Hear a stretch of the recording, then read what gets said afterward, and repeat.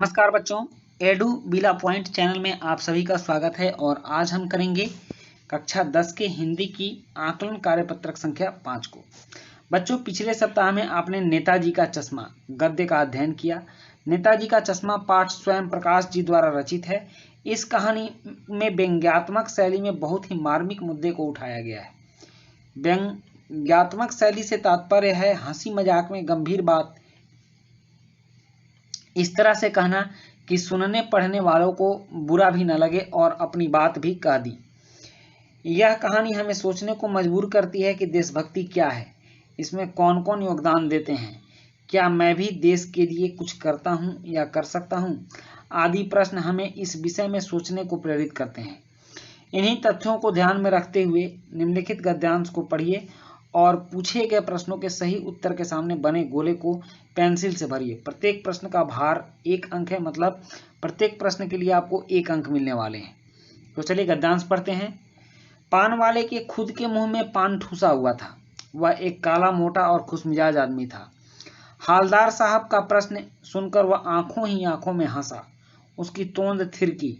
पीछे घूमकर उसने दुकान के नीचे पान थूका और अपनी लाल काली बतीसी दिखाकर बोला। बतीसी का मतलब समझते हैं आप लोग? दांत। चश्मे वाला करता है। क्या करता है? हालदार साहब कुछ समझ नहीं पाए। चश्मा चेंज कर देता है, पान वाले ने समझाया। क्या मतलब? क्यों चेंज कर देता है? हालदार साहब अब भी नहीं समझ पाए। कोई गिराक आ गया समझो, उसको चौड़े चौखट चाहिए। तो कैप्टन किधर से लाएगा? तो उसको मूर्ति वाला दे दिया, उधर दूसरा बिठा दिया। अब हालदार साहब को कुछ कुछ समझ में आई। एक चश्मे वाला है जिसका नाम कैप्टन है। उसे नेताजी की बगैर चश्मे वाली मूर्ति बुरी लगती है, बल्कि आहत करती है, मानो चश्मे के बगैर नेताजी को असुविधा हो रही हो।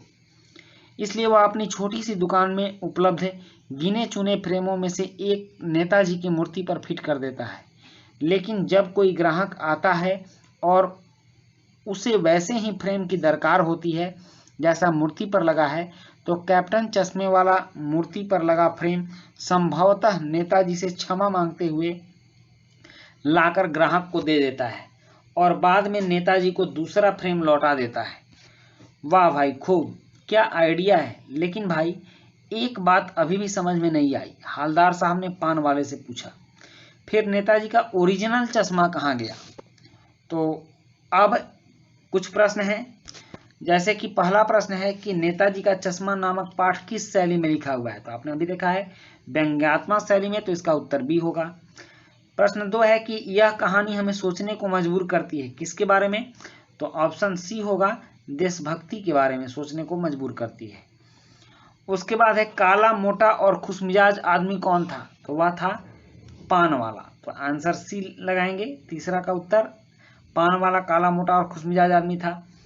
प्रश्न 4 है कि इस पाठ से हमें किस विषय में सोचने की प्रेरणा मिलती है? तो इसका उत्तर डी होगा, क्या मैं देश के लिए कुछ करता हूं, ये सोचने की प्रेरणा मिलती है। प्रश्न 5 है कि नेताजी का चश्मा कौन बदल देता है? तो इसका उत्तर है ए, कैप्टन बदल देता है। और प्रश्न 6 है गिराक शब्द से अभिप्राय क्या है? गिराक शब्द, तो गिराक का मतलब होता है ग्राहक। तो ऑप्शन बी इसका सही उत्तर होगा। अब नेक्स्ट प्रश्न 7वां है कि हालदार साहब का प्रश्न सुनकर पान वाले की क्या प्रतिक्रिया थी? तो हालदार साहब का प्रश्न सुनकर पान वाले की प्रतिक्रिया क्या थी? वह हंसा।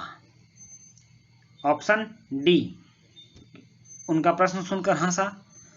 और प्रश्न 8 है कि वाह भाई खूब, क्या आइडिया है, किसने कहा?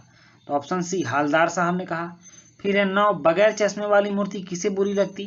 तो बी है, कैप्टन को बुरी लगती। और 10 है दरकार शब्द का पर्यायवाची क्या है? तो दरकार शब्द का पर्यायवाची है जरूरत। तो ऑप्शन ए इसका सही उत्तर होगा। तो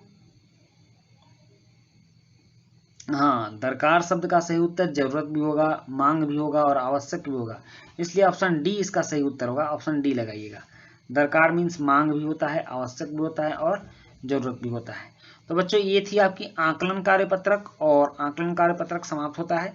वीडियो अच्छी लगी हो तो लाइक सब्सक्राइब कमेंट जरूर कीजिएगा। मिलते हैं नेक्स्ट वीडियो में। Thank you.